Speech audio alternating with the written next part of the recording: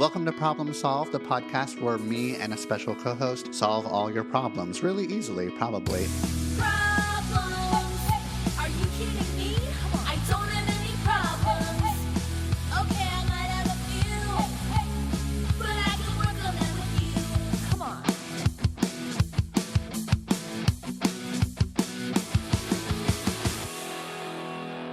Hello and welcome to Problem Solved. I'm Jeff Gunther, licensed professional counselor, and you're in luck today because it's just me.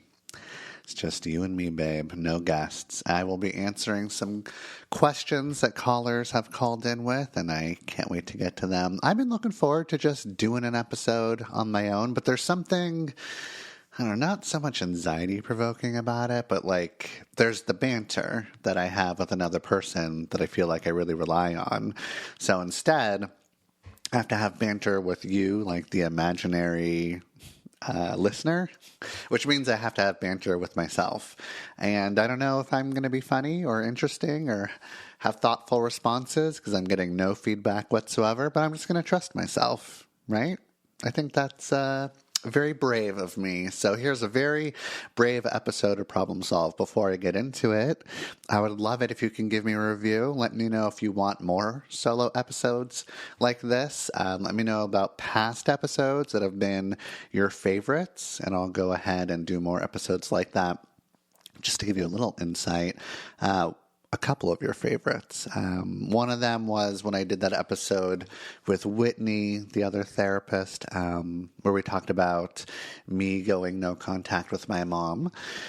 That was a real popular one. I think that there's like a lot of people that maybe have done that or are thinking about doing that or just sort of have these really sort of conflicted, upsetting feelings with their parents. And that was a more of a vulnerable episode for me, right? Just sort of putting that out there. Thinking about how, what people would think of me. There's like certain episodes that I've done throughout my podcast career. I actually started podcasting, back in 2017, maybe, with a podcast that you will not be able to find on the internet, but it was a podcast called Say More About That. And it was primarily just for therapists because I was creating like tools and resources and therapist directories for therapists to market their private practice. I know this isn't interesting to you. We're going to move on in a second. But one of the episodes that I created for Say More About That was after I got a divorce or decided to get separated from my wife. And there was this real sort of fraud type of feeling. Like, I'm a couples counselor, a relationship therapist, and I've gotten a divorce after whatever it was, 7-8 years of being married. And I was just like, can I be an authority? Can I be some sort of expert or seen as being a good enough therapist if I've gotten a divorce? Yes, fucking of course I can. But there was a lot of like shame that was coming up through that episode. And that was a really popular episode for that podcast. And talking about I'm a therapist and my mom's a therapist and we don't talk to each other. That felt really vulnerable. But there was also like, I know that certain members of my family are going to listen to it, right? Like, I don't know if my mom listened to it. I don't know if my sister listened to it. I also set a boundary with my sister that has been, like a week before I set a boundary with my mom. So haven't spoken to either of them in whatever, I don't know, over 2 years or something. They both have the same, like, if you do want to have a relationship with me again, then we need to go to family therapy sort of deal. Otherwise, I'd rather not talk to you. So we'll see if they decide to do that with me. But I didn't know if they were going to listen and what their internal responses would be. So that felt kind of risky, putting that out there. I still don't know to this day if they listen to it. So there's that. But I did get some really sweet phone calls from a couple different aunts, which was nice to get. So anyways, that episode for Problem Solved was really good and popular. Another episode, I think it was just 2 or 3 weeks ago, actually, where I talked to my friend Danielle. Danielle lives here locally in Portland, and she stops by my house every now and then, where we get to record a podcast together. And the one we talked, the one that was pretty popular was the existential crisis one of like, is there any meaning to anything ever?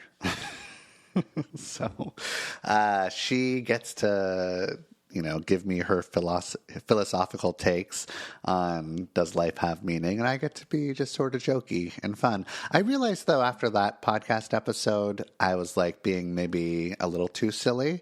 I'm not going to scale that back, but I wasn't like very mental healthy. I didn't say like, well, here's what a therapist would do. So I feel like I kind of missed the opportunity to talk more about how a therapist would respond, and maybe I'll do that in another episode. So I will have Danielle come back always because we have really good conversations. There was another episode with me and Danielle where we talked about parenthood and motherhood, meaning of motherhood and parenthood sort of thing. Should you have kids? Is that ethical? That's another one of my favorite episodes. The podcast did start out as the original idea, which I think maybe you picked up on if you've been a long-time problem-solved listener, is that I was going to have a live caller call in with me and a co-therapist, and we were going to give them advice, and then they'd go off and do that advice and come back a week later and tell us how that advice worked, and that me and that co-therapist would sort of talk about how we felt about the advice that we gave, and if we felt like it was good, or if we felt like we could have been better. I don't know. It's a really interesting podcast. There's like 5 or 6 episodes like that. The first 3 or 4 are like that, and then a few others are like that. Highly recommend you going to listen to those. Obviously, they weren't real therapy sessions. It's just me giving advice with a buddy of mine. But they feel therapeutic. So that's kind of interesting. It's a little like, behind the curtains of like what 2 therapists think about after they give advice to somebody. I think it's interesting. Anyways, before we get into the questions, go ahead and leave me a review. You can also subscribe to my Patreon now. I'm posting in there pretty regularly, a few times a week. You can look up Therapy Jeff on Patreon. You can pre-order my book called Big Dating Energy. If you do that before it comes out on July 9th, then you get a pre-order incentive if you go to my website, therapyjeff.com, and prove to me that you bought the book or the Audible. I'm, for as far as like sales go for the book, the audio version is definitely beating out the like actual book version, which makes sense because I feel like you all are used to hearing me in your little ears and on your little phone. So keep that up. That feels good. I think that you're going to really enjoy the audio version. What else do I want to say? There was one more thing I wanted to say before we started officially the podcast episode, and I can't remember. There's always that, like, if it was really important, then you'll remember sort of thing that people say sometimes, and I think that's complete fucking bullshit. I think I just won't remember. Okay, so let's get on with the show. This is a podcast where we explore the intricate world of relationships and navigate the complexity of mental health together. I am Jeff Gunther, a licensed therapist, but in this space, I'm your host, not your personal therapist or the therapist for our guests. This show offers a platform for open conversations about relationship and mental health challenges, providing insights and perspectives for educational and entertainment purposes only. It's crucial to remember that our discussions do not replace professional therapy or constitute a therapist-client relationship between myself, our callers, or you, our listeners. If you're dealing with personal struggles or seeking support, I urge you to consult with a qualified professional who can provide the personalized care you deserve. Thank you for being here. Let's dive in. Okay, we're going to start with the first question. And, the first half of this question is kind of a classic. It's a question that I've heard a million times and that you've asked yourself even more times. So I'll meet you on the other side of it. Hello, sir. So my ex-girlfriend has slowly started unblocking me, sending me messages wanting to play tennis. Does that mean she's interested? Okay, so the quick and short answer is I have no fucking idea, guy. But I'm going to overanalyze this together with you, and I'm going to concentrate a little bit more on the first part of this question because I think we can all relate, right? He's asking, should I read into my ex unblocking me? But it goes along with like other similar questions that I hear all the time that you've asked yourself all the time, which is my ex is now viewing my stories, right, on Instagram, or my ex is liking my posts on TikTok, right? Like this person that you used to have a really close, intimate relationship with that you haven't talked to for quite some time because you've blocked each other, or there's been a fallout, or you just can't stand to look at each other's feeds anymore. After a breakup, now all of a sudden they're creeping back in. You're like, what the fuck does this mean? This is just so ripe for the possibility of over analysis. So, the first thing I want you all to do is ask yourself, how much energy do you want to put into this? If you want to go down a rabbit hole and, text the group chat about all these updates that are going to make you sound insane, then I mean, you're welcome to do that, right? You can include all of your friends. They'd find it really juicy and interesting, and they'd probably want to go on this journey with you because like, what the fuck do we have to do during the day? Absolutely nothing, right? So let's get into this like clusterfuck together. But the question, my question still stands: like, how much energy do you want to give to this very, I don't know, I was going to say like confusing signal, but it's not so much confusing as it is just like you have absolutely no idea what it means. So there's a perfect kind of like canvas to project all of your whatever, all of your insecurities or all of your hopes, all of your dreams, all of your anger, all of your confusion and frustration, right? It's just sort of like this wonderful blank canvas to project a bunch of bullshit onto.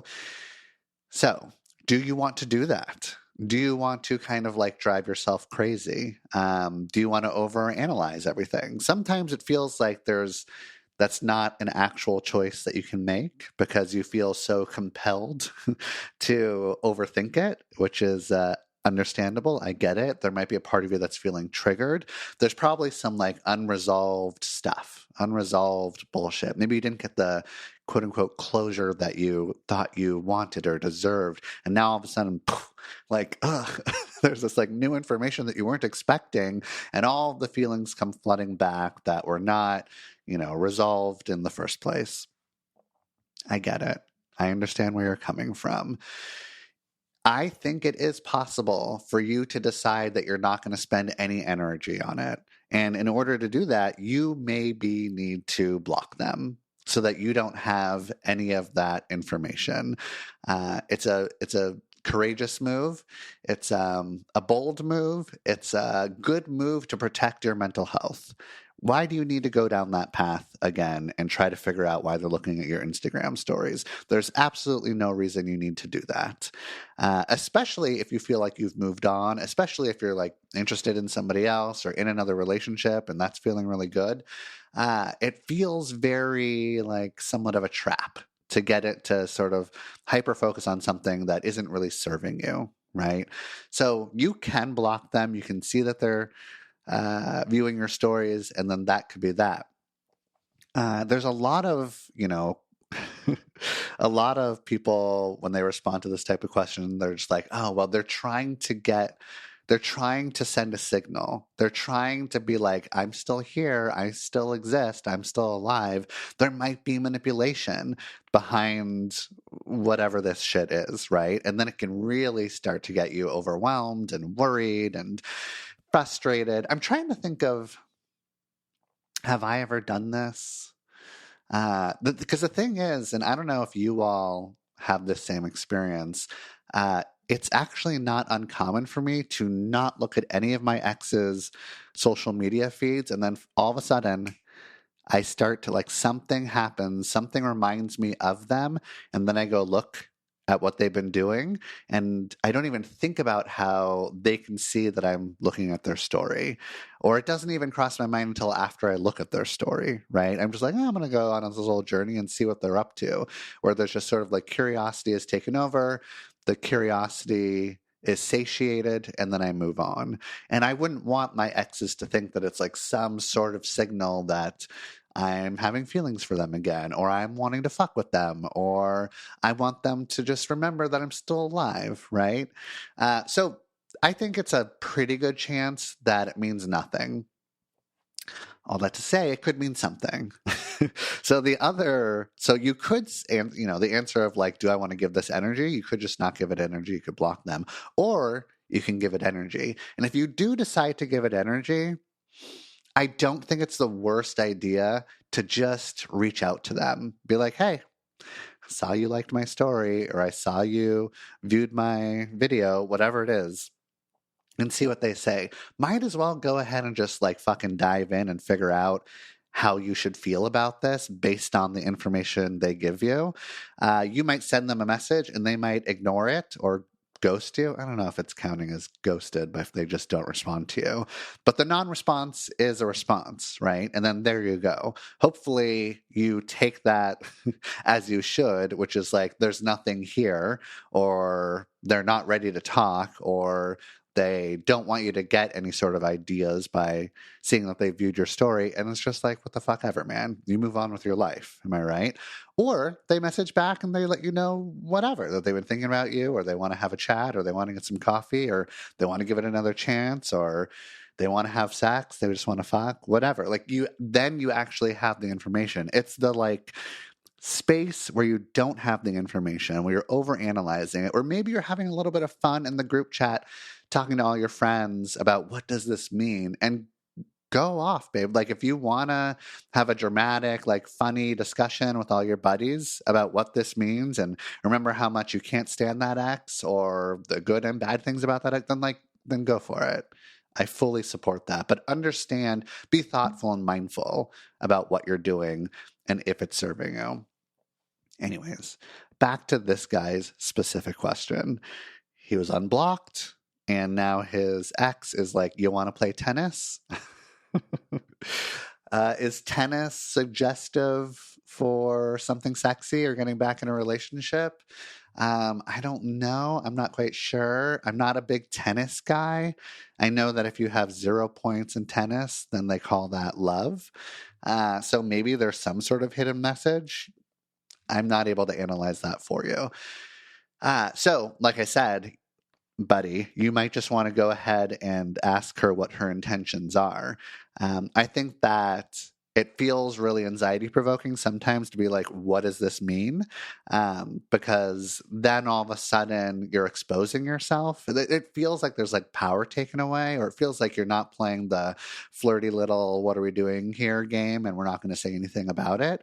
And again, if you want to do that, I want to encourage you to do that. But I would direct you to be as like communicative as you possibly can. I don't know. I'm a fucking therapist, and my like therapist card would be taken away. I'd be like fired as a therapist from the state of Oregon if I was just like, don't communicate about this, right? Like, you're asking a therapist, talk to them. There. Problem solved. Let's get to the next question. Here we go. Hey, it's my first ad on Problem Solved. Congratulations to you, because it is actually one of my favorite websites on the entire internet. No joke. I love Beducated. Beducated has over 100 online courses on sex and intimacy. It's created by the world's top experts. They have a huge variety as well. Everything from self-pleasure to kink, all in one place. They have the best video tutorials. Go to Beducated right now. Look at like some of their previews on their videos. It's actual real people, and you can see them naked. You can see their body parts, all like with explainer videos. It is so easy to understand. And they have just like the best reliable information. One of the reasons I love Beducated is because a lot of us have not gotten the sex education that we should have gotten when we were younger and growing up. And then we just sort of like don't get it ever in our adulthood. I think that a lot of us think that watching porn is education, is sex education. Newsflash, it's not. Watching porn is entertainment, but it's not education. There's such a big difference, and you should go to Beducated to figure out what that difference is. Do you want to know what some of my favorite courses are? The basic ones like blowjob and cunnilingus. Like you might think like, yeah, I know how to give a blowjob. I'll just do the thing that my partner wants me to do or is asking me to do. Your partner with the penis might not even know all the different ways their penis can be pleasured in a blowjob. You should go check that out. Also, handjob mastery. Are you like not sure how to do hand jobs at all? That's okay. Nobody's really sure how to give a hand job to their partner.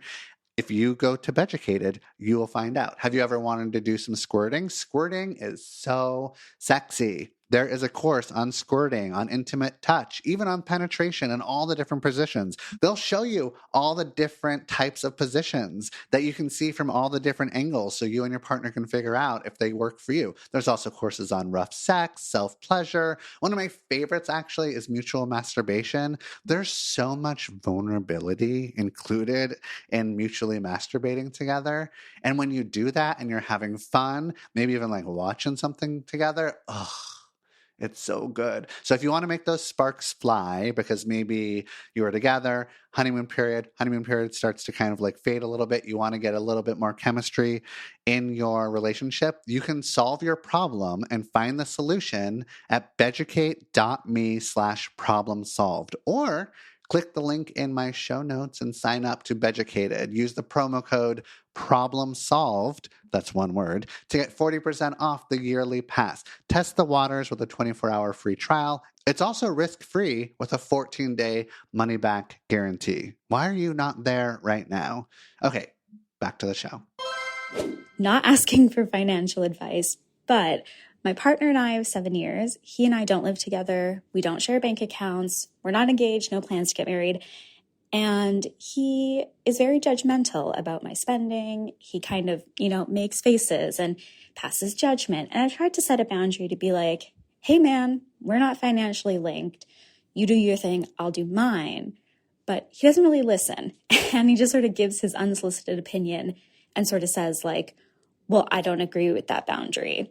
And it's really hard not to engage, but it's causing some distrust and a lack of feeling of respect. So how do I understand that he's trying to care, but also be like, can you fuck off, Great question. Right off the bat, though, I want to let you know, and everyone else listening, that when you create a boundary, whatever it is, maybe in this case, I don't want you to ever comment on the way that I spend money or handle my money. And if somebody responds like their partner does here, like, I don't agree with that boundary, you're not asking them to agree with it. You're stating a boundary. If you ask me about my money, then I will walk away. Like, there's the boundary. They can't be like, nope, don't agree. You're not going to walk away. I'm going to continue to give you my unsolicited advice, whether you like it or not, right? Going back to my mom, because everything is about my mom. The boundary that I made with her was, if you want to be in a relationship with me, then what we need to do is go to family therapy together, you and me. And she said, no, I don't agree to that. I think that we can solve this problem by, over coffee, just sort of like chatting about it and figuring it out, just us two.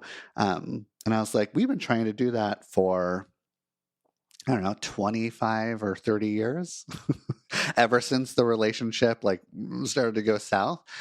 So I'm not doing that anymore. And she's like, well, then I don't agree with that. And so then I was like, well, then my boundary is activated now, and we're not going to be in a relationship until you do agree. Now, I can change my mind. I can be like, let's go get that coffee, mom, or let's find some sort of compromise, right? Or I don't know. Like I can take the boundary away if I want to, but I'm the one that has the power over that. Again, my mom is like, no, we can do this over coffee. And in this, and I'm just like, too bad. And in this case with the money, you're saying like, no, I don't want you to judge me and comment out loud on my spending habits, and that's that. So then you put a boundary in place and you're like, this is what I'm going to do if you continue to do that. We're going to break up. We're going to go to couples counseling. I'm going to walk out. I'm going to cover my ears. I'm going to like turn the music up really loud. I'm going to whatever, right? So there's that. And that's where I wanted to start it. But also being a relationship therapist for coming up on 20 years now, I have talked about money with my clients for the whole entire time. And when they say that, like, you know, money is one of the main fights that you get into in your relationship, it is fucking true, babes. It's like, because money is so fucking complicated. And the thing that I see the most, which is just so unattractive in all of us, like it's inside of me as well, where a couple will come in, they'll tell me about their money fight, and they'll have very different views on how one should save or spend or how much you should make or what you should buy, whatever. And you, that, like, the person, both of the people, all the people in that relationship are like, my view is the right view. You both, there's like so much righteousness and like, this is what I think, this is what I do, this is what works for me, and it's right. And we can just sort of like pause right there, right?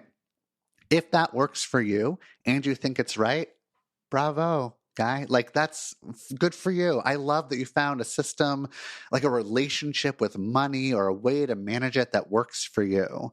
And that's all we need to concentrate on. In this case, is what I'm saying. It's different for maybe people that are like really intertwining their monies. But for this, like, good job figuring it out for you. It sounds like you really love your relationship with money and how you manage it. And so much so that you want to like tell your partner about it, who's trying to create a boundary around it. And when this happens in couples counseling, I'm just like, great, cool. Then that's it. Like, you don't understand. I might not say this, but internally I'm kind of feeling like everyone thinks they're fucking right when it comes to like how to manage money. Maybe not everyone, but most people think that like they figured out the way to do it. And it's been, you've been brainwashed or into thinking like that you know how to do it. It comes from whatever economic background you come from, whatever your parents have told you, your family, how they've role modeled it, the, messages from society, culture, the world, capitalism, what the fuck ever. Like your own journey that you've gone on, how much money you have in the bank account, whatever. Like, those are all factors that have influenced you to have the relationship with money that you have. And it's very unique. And you might not want to just be like, you should do it this way because I do it this way, because your partner is going to feel most likely the exact same way of like, I have this other relationship with money and it is right and you should do it this way.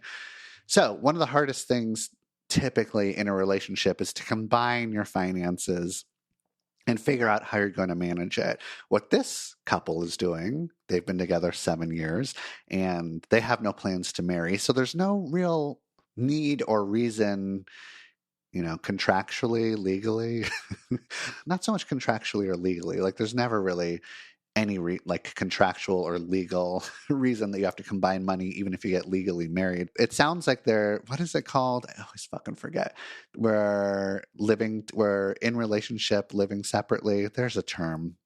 You're going crazy because you know this term. It's like staying together, separate, living in relationship, living separately. I'm not going to dwell on it. Anyways, they don't have to combine their monies. So it sounds like your partner is just being a fucking jerk, is just being like, look how smart I am. And there's some sort of money trigger for him. Maybe he feels insecure or anxious or upset when he sees you spending money in ways that he wouldn't. And he needs to work on being more thoughtful about it, but like understanding his emotional experience when he sees you spend money in some sort of way so that he can soothe himself. You don't have to soothe him. This is work on his end that he needs to do. The problem is that he's like projecting it onto you, being like, you're the problem, you're the money problem, when really it's not. You're not the problem for spending money the way that you want to spend it. He has the problem for reacting to the way you're spending your money. Does that make sense? I think that makes sense. So what can you do? You can make that boundary and you can maintain that boundary. What can he do? He can do some fucking deep work on trying to figure out why he's being such a judgmental dick and maybe trying to kind of like assert some sort of power over you. I don't know. Maybe I need to be a lot nicer to him. We all have really weird money triggers. He's getting upset for some reason. If you want, you can be compassionate. You most likely love him and want to be like nice and compassionate to him. So go ahead and do that if you want to. I just solved your problem. I'm on a roll. I think this solo episode is amazing. Okay, before I go to the next question, I'm going to encourage you to give me a review because I really like reviews, and to also buy me a book called Big Dating Energy. Okay. That's the only little, it's a little ad that I want to slip in for myself. On to the next question. What would you say would be like the best approach when you have a specific timeline that you want to follow in terms of your relationship progression and your partner's progression or idea of that progression is different? Oh my God, how fucking annoying is this shit? Am I right? Where you want to go at a certain speed and they want to go at another speed, or you want to move in at this point and they want to move in at that point, or kids or marriage or saying I love you. It sucks. It really fucking sucks. The thing is that I don't see a lot of people talking about is that how often do you both want to like turn the key at the exact same time and move to the next level of the relationship, whatever that might be, right? If it's defining the relationship or becoming exclusive or deciding when to open the relationship and be monogamish or poly, or if it's moving in together or getting married or having kids. When does any couple or throuple like agree on all of the timelines at the exact same time? Every single time a decision is made to do a thing, to move the relationship forward in some sort of way, one or both of you or all of you is compromising, right? Even the I love yous. A lot of times somebody says, I love you, and the other person just isn't quite there. And then they have to make the decision. Do they say, I love you back? Or do they say, thanks? And if they decide to say I love you when really maybe they want to say thanks, I'm not even that mad at them because maybe they know that they're going to get there. Maybe they know that they don't want you to feel bad about it. Maybe they're slightly abandoning themselves, but they're confident that they're going to eventually land in the same I love you spot anyways, so why the fuck not? Although, anyone who says thanks, and I'm not ready to say that, I mean, you're kind of my hero. I'm just totally fucking respect that. That's a really difficult thing for me to do. I'm thinking back on all my relationships. Here's the thing, and maybe you've heard me say this before, but I prefer that I prefer that I say I love you first. There's something about it. It might be like a power and control thing. It might be like there's just something there's something really vulnerable and risky putting that out there. That's a real big matzo ball that's just hanging out. That's an expression, I promise you. And it's a real big matzo ball. And you don't know if it's going to be received in the right way. Side note, I am Jewish, and as my mom's side of the family is pretty Jewish, especially my grandma, whose name is Gammy, who is dead. And she used to make matzo ball soup all the time. And as a Jew, I don't think this is a popular thing to say, but matzo ball soup is fucking disgusting. There is no other soup that is worse than matzo ball soup. First of all, it's just hot water. And do you know what a matzo ball is? You might not even know what a matzo ball is. A matzo ball is wet bread. How fucking disgusting is it? Like, take my Jew card away. I don't even give a shit. But like, It's disgusting. It's just hot water that's filled with salt and pepper and then a big clump of wet bread. Disgusting. If you're listening to this and maybe you live in a place that has really great matzo ball soup, I don't know, I'm imagining New York might, because I grew up in LA and maybe there's good matzo ball soup there, but the LA Jews do not know how to make matzo ball soup, in my opinion. But understanding this is a very skewed opinion and I'm not a food reviewer, but if you live in New York and you're like, I know of a place that actually has really good matzo ball soup, I'm going to be in New York when around July 9th when my book comes out, pre-order now. And you can send me a DM and I will go with you to eat your matzo ball soup. And I think I'll be able to convince you it is fucking disgusting. Just like I'd be able to convince you that camping is miserable. You've heard me rant about camping, but just a few points about why camping fucking sucks. You're either too hot or too cold. You're always uncomfortable. You don't get good sleep. You're in dirty nature, so you're like disgusting. Where do you go? You pee, you poo in the fucking woods? You monster? You animal? What the fuck is going on? That's disgusting, right?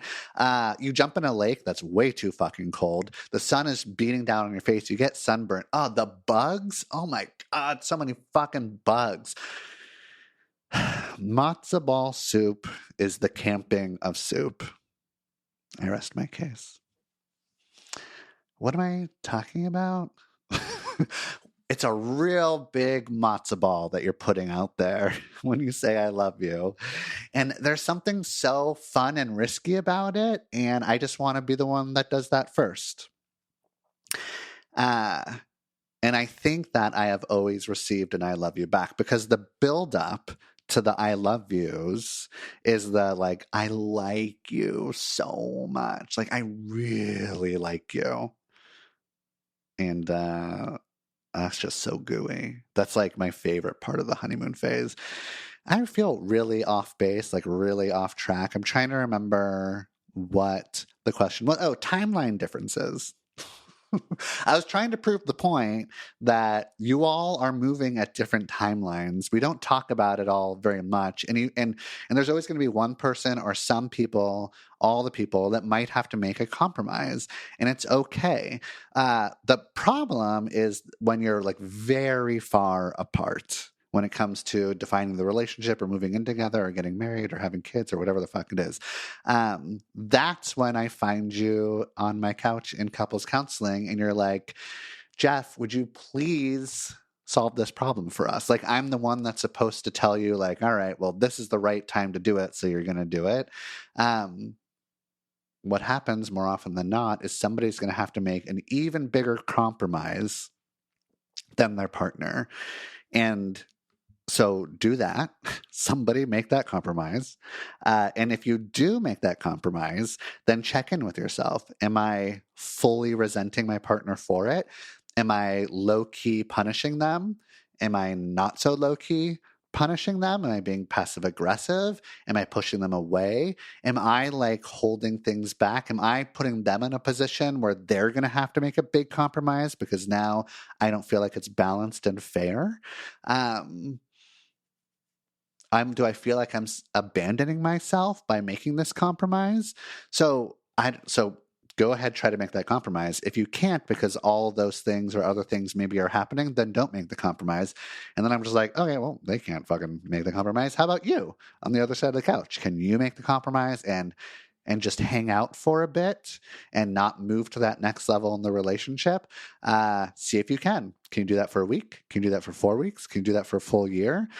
If you feel like you've gotten to the point on the timeline where you're abandoning yourself, you're resenting your partner, and there's nothing you can do about it, then maybe the relationship is not going to work out. All that being said, we have to make compromises in relationship. We have to do some things on different timetables. And that's just the way the cookie crumbles. Or that's just the way the matzo ball crumbles into the fucking soup and is disgusting. Because they all crumble. They're so gross. They're so gross. I feel like I didn't answer the question, but I feel like spiritually I did answer the question. So moving on. My concern is in regards to early dating, I would say maybe 2 months or less on how to bring up questions on where you land on the political spectrum. I have been struggling in a new relationship on wanting to ask them point blank what their belief systems are on, just rights to choose and, all the sensitive subjects. And I don't know how to do this gracefully. Any guidance would be appreciated. Great question. So I asked the internet, is a matzo ball just wet bread? And it came back with not exactly. A matzo ball, also known as matzo ball, I spelled it wrong.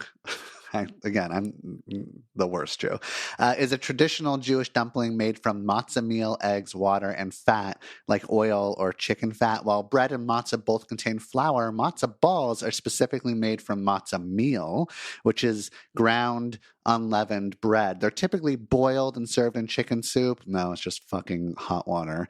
And their texture can vary from light and fluffy to dense and firm or disgusting in my mouth, depending on the recipe and cooking method. So while it might share some similarities with wet bread, it's unique and beloved in its own right. So the internet is wrong. I stand behind the fact that it's just wet bread. It's fucking wet bread. Oh God, I hate matzo. I think that there's a lot of I also don't like my relationship with my grandma, my mom's mom, was very sweet when I was little. I'd go to her place if I was sick and I had to stay home from school, and she'd make me, she made challah, which is Jewish bread, and it was so good. I loved that Jew bread. It was like challah. It's so fluffy. My Gammy was an amazing baker, and she made chopped liver, which I think is also like a Jewish thing. Yeah, that's a Jewish thing. And oh my God, I love chopped liver. It sounds disgusting, but you spread it on that matzah bread. Oh no, matzah bread, challah bread, and it's really, really good. She made great desserts. She made huge meals for Thanksgiving, Hanukkah, shit like that, right? So there was this very comforting, loving relationship I had with her when I was real little. And then as I grew up, around 14 or so, and this connects back with my mom because it's all about my fucking mother. I know, Jeff, move on. But that's when my mom and stepdad, the house that I lived in when I was a kid, that's when at 14 years old, they started to heavily abuse drugs. And as you can imagine, my mom's mom, my Gammy, was very upset and concerned for her daughter. All of a sudden she's a drug user. This doesn't make sense at all. She's a successful therapist that is, has a nice marriage and 2 kids and then lives in a nice place in Santa Monica. And now she's literally smoking crack, addicted to crack. That's nuts. And the first place that that Gammy went was there must be a reason that she's acting like this, that she's abusing drugs. Just, some compassion for Gammy here. I can't imagine how she understands what's happening to her daughter. Her daughter, my mother, God, how much, I don't know, maybe she's around 43, or she's probably my age. I'm 43. She's probably, in her mid to early 40s, and starts or late 40s possibly, starts smoking crack. And her mother, my Gammy, is an old lady. I don't know, 65, 67. I don't, she doesn't fucking understand what this drug is. She just sees that she's incredibly strung out. And so the first place that she goes is the little 14-year-old Jeff. Actually, I was Jeffrey at the time. So little 14-year-old Jeffrey is starting to fuck up in school. Little did they know I was always fucking up in school. But this is when it became very obvious, getting bad grades in high school, and I couldn't cover up my bad grades that I got in middle school. And so they're it's Jeffrey's fault. He's doing shitty in school. It's making his mother so stressed out. That's why she's doing drugs. And so my Gammy and then my grandfather, Papa, I didn't come up with these names, Gammy and Papa. It's like, the first born cousin gets to like name the first kid in the family gets to like name the grandparents. So I was inherited Gammy and Papa. Gammy and Papa came to my house and they said, "You're the reason your mother is addicted to crack.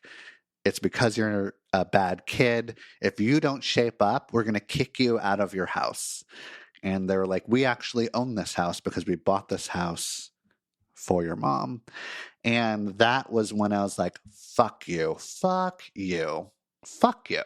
And my relationship just completely changed. And it was really, I was like my relationship with my grandmother was very unique compared to all the other grandkids because she didn't say that to any of the other grandkids. She wasn't like, "Your mom's smoking crack and you're to blame," because none of the other aunts and uncles I had were doing any drugs like that. So then I was like very angry and upset. I was angry at everybody those days. And I never got close to my grandma ever again. And I can still acknowledge that she made really good food. However, that matzo ball soup was pretty garbage, in my opinion. What is this question? The question was, this is what you get when I'm on a solo podcast, I feel like. So this is like, there's no rails for me to be on. I really want to blame you. I feel like this is not my fault. This is just sort of like a weird, unfiltered, where are we going to go? Let's go on this journey. And it's always going to come back to stories about my family because, there's so many. The question was about, when do you ask your person that you're dating about where they fall on the political spectrum?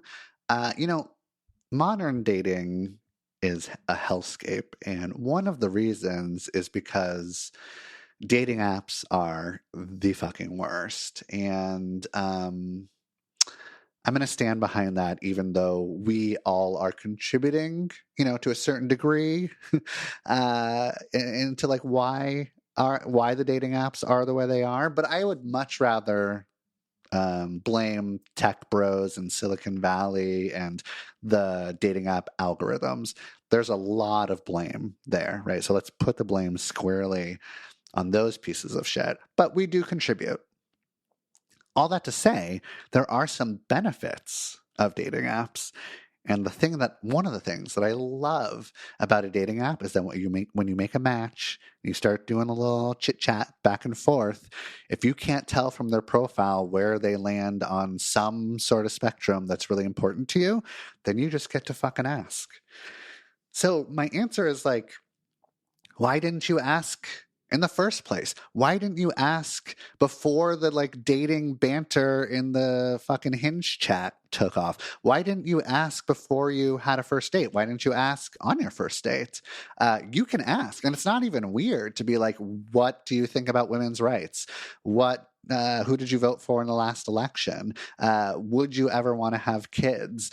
Like, do women count?" Or, there's like, you can ask all those questions and you can get those answers way before, and it's socially accepted in modern dating. So I'm hearing that you didn't answer those questions or ask those questions. So when should you ask them? You should ask them immediately, right now. And you can just you don't have to be like, you don't have to attack them with it. You don't have to come in super hot.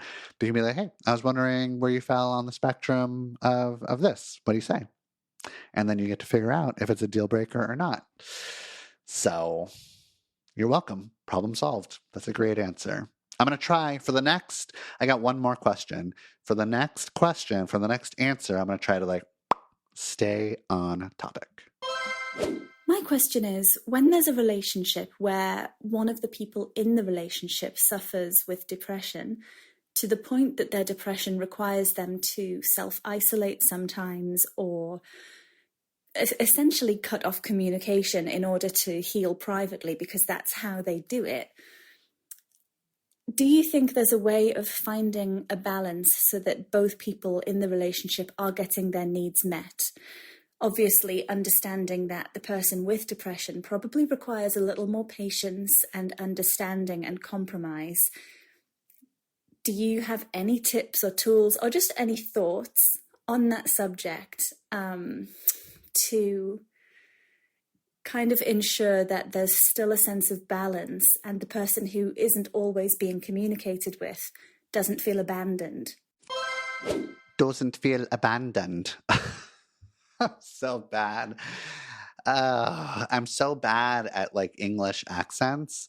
There was a time, there was like a 2 to 3 week period where my English like UK accent was so fucking good.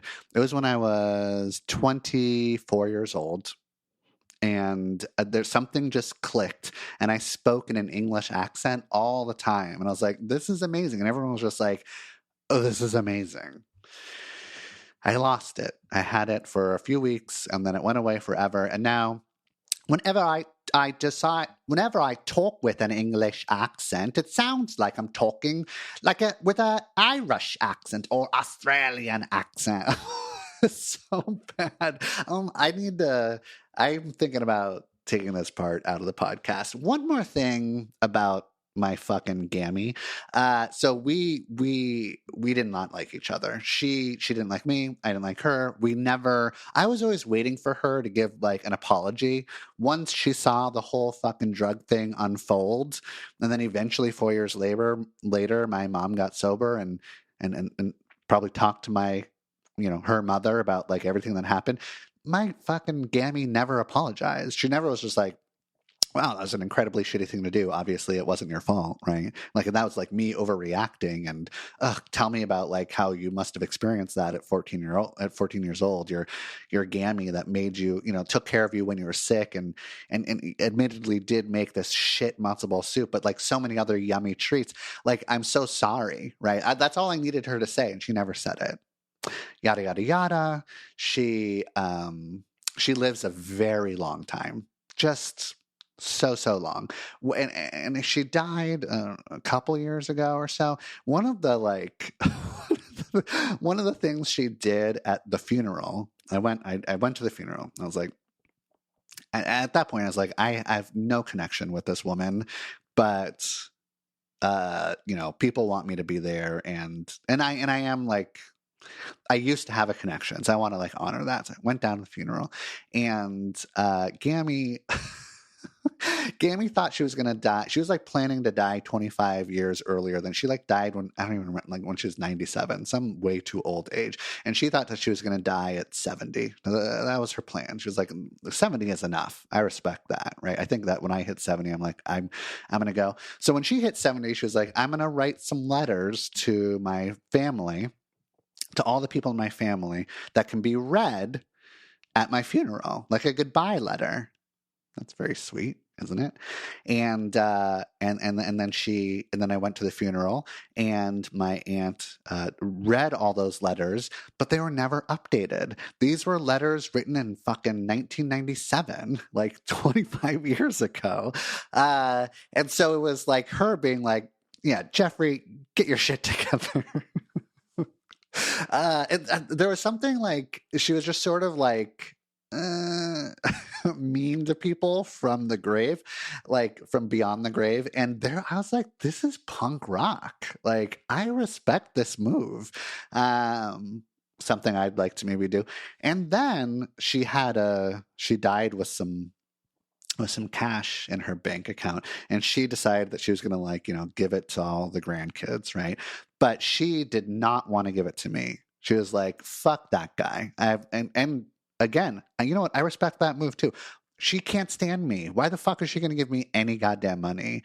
But my aunt, who's just like sort of a real gem of a person and who does love me and care about me, she was just like, no, like, this is a bad move, Mom. Like, don't do this. Like, keep Jeff in the will, let him split the money with the other grandkids. What is going on here? And she was like, no, take him out. They got into an argument for like the last year of her life, and then she died. And I was still in the will, but I would only receive the money if I answered a question correctly, which I'm just like, you are amazing. Why weren't we best friends? This is such a fun thing.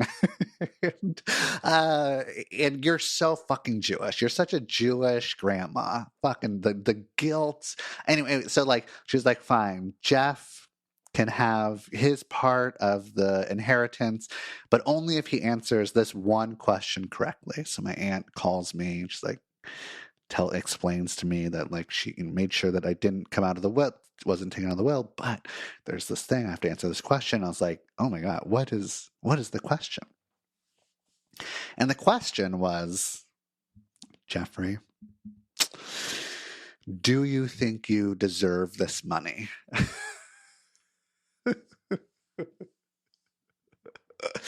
And my answer was immediate. It was yes. Yes, I do. Yes, because I had the shitty relationship with you. Everyone else got like the good grandma that wasn't accused of, like being the reason that their mother smoked crack. Like, I was damaged by it. Give me money. I earned this fucking money. Your fucking grandkid, your other grandkid that you had a good relationship with, easy money for them, hard money for me. I said yes. My aunt said, that is the answer that will get you the money. I think that Gammy was banking on me being like, I don't deserve this money. Well, fuck you. I got the money, Gammy. Thank you very much. And I spent that money so quickly because it just felt like I need to get this out of my bank account. This is not, I don't like the vibe of this money. What is the question? Where is this podcast episode going?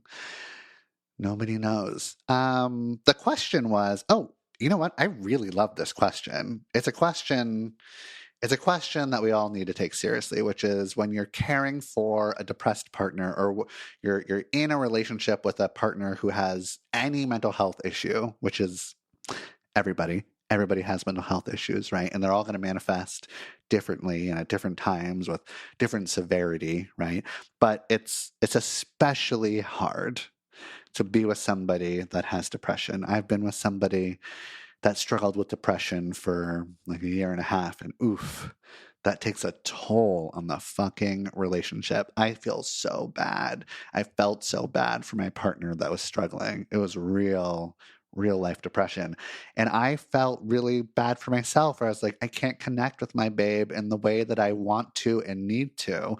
And I'm going to be as compassionate as I possibly can be. The person who's depressed, please go to therapy. I hope that you're already in therapy. The person who's not depressed and is taking care or in relationship with that person, you might not think that you need to go to therapy. You fucking need to go to therapy, my friend. That is such a difficult position that you're in.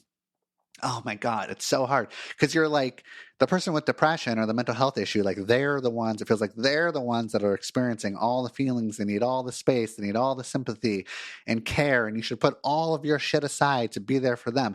And I don't care who you are. I feel like a really emotionally fit person can do that, can put all of their stuff to the side for up to 5 to 7 days, maybe at most 7. If you're like a fucking Mother Teresa, possibly 8 or 9 days. But after that, you're just like resenting the shit out of your partner, feeling helpless and powerless because you can't make them feel better. All of your needs aren't getting met. So there's like low-key resentment being formed. Contempt maybe comes up, which is like anger towards and you got to hold it all in and you feel like the asshole if you're like, I can't fucking take it anymore, right? So even though it feels not okay, I do want you to talk to your partner about how you can, and here's this fucking compromise again, but like how you can compromise, how you can get needs met within the relationship for both of you. And if you can't get all of your needs met or important needs met in the relationship, then can you get some of those needs met outside of the relationship? I'm not telling you to fuck other people.